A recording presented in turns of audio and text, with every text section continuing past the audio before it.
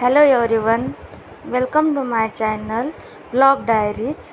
आज मी तुमच्यासोबत माझं इव्हिनिंग रुटीन शेअर करणार आहे. चला तर मग पाहूयात.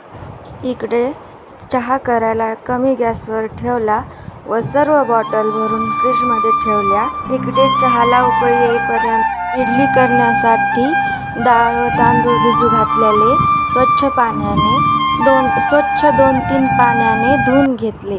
त्यानंतर चहाला उकळी आलेली होती. नंतर चहा ओतून घेतला व सर्वांना चहा प्यायला बोलवले.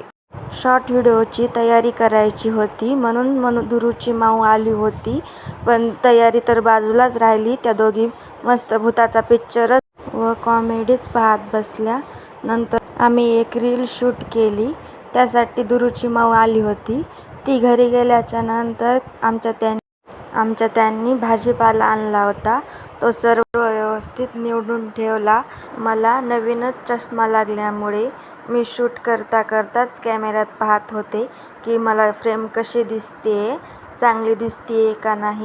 तुम्हालाही माझी चष्म्याची फ्रेम कशी वाटली हे नक्की कमेंट करून मला सांगा. आज आमच्या त्यांना भाजी न खाता दूध व ठेचा खायचा होता. ठेचा करून घेतला, पोळ्या केल्या व सर्व किचन स्वच्छ क्लीन करून घेतले.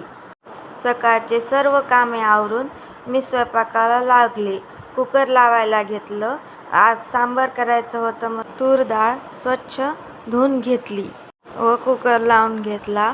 त्यानंतर इडलीचं बॅटर पाहिलं तर ते खूप छान मस्त फुललं होतं.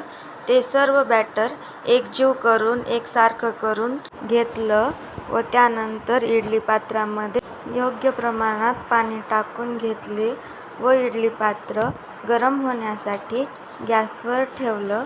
त्यानंतर सर्व प्लेट स्वच्छ धुवून घेतल्या, कपड्याने स्वच्छ करून घेतल्या व व्यवस्थित ठेवून सर्व प्लेट्सला तेल लावून घेतलं. नंतर पाण्याला उकळी आली का नाही ते पाहिलं, परंतु पाण्याला काही उकळी आलीच नव्हती. म्हणून मी असं ठरवलं, इडलीचं बॅटर व्यवस्थित प्रमाणात प्लेटमध्ये भरून घेऊ व नंतर पाण्याला उकळी आली की मी सर्व प्लेट्स इडली पात्रामध्ये व्यवस्थितरित्या मला न पोळता न भाजून घेता नीट ठेवून घेतल्या व सांबारची तयारी करायला घेतली. मला सांबार हे एकदम साध्या व सोप्या पद्धतीने लागते. त्यानंतर इकडे कुकर झाला होता, डाळ शिजली होती.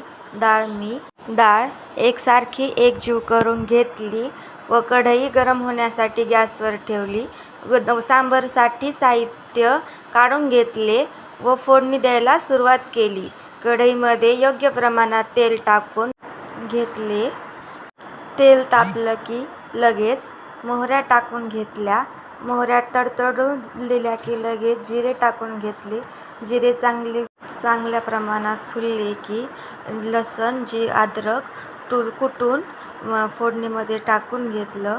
चांगली फोडणी बसली तडतडून की वरणाला एकदम छान अशी चव येते. त्यानंतर मग मी अद्रक लसणाची पेस्ट ही सर्व मिक्स करून न करपता तळून छान घेतली व कढीपत्ता टाकून घेतला. त्यानंतर कोथिंबीर टाकली व कोथिंबीर व कढीपत्ता एकदम छान तळून घेतला. कोथिंबीर ही तेलात टाकली की तिचा खूप छान वास येतो.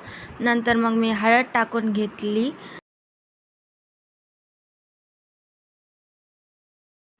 हळद टाकल्याच्या नंतर कढईमध्ये टोमॅटो टाकून घेतले.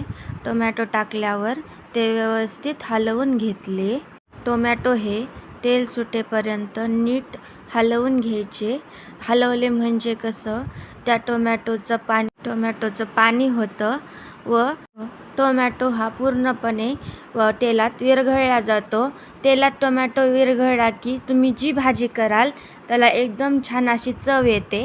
आम्हाला तिखट हे जास्त प्रमाणात लागत असल्यामुळे मी चटणी ही खूप टाकलेली आहे. तुम्ही तुमच्या चवीनुसार चटणी टाकू शकता. मग मी वरण पातळ करायला घेतलं. वरणात योग्य प्रमाणात पाणी टाकून घेतलं व कुकर गॅसवर ठेवले. गरम वरण हे त्या फोडणीत टाकल्याच्या नंतर तरीही खूप छान येते. नंतर मग मी खोबरं खिसून घेतलं व खोबरं वरणात टाकलं. आमच्या इकडं खोबरं वरणात टाकतात, त्यामुळे वरणाला छान चव येते व तेल जास्त प्रमाणात सुटतं.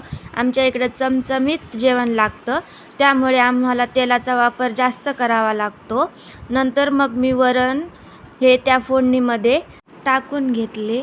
गरम वरण असल्यामुळे एकदम छान फोडणी बसली व वरण उकळायला पण जास्त वेळ नाही लागला.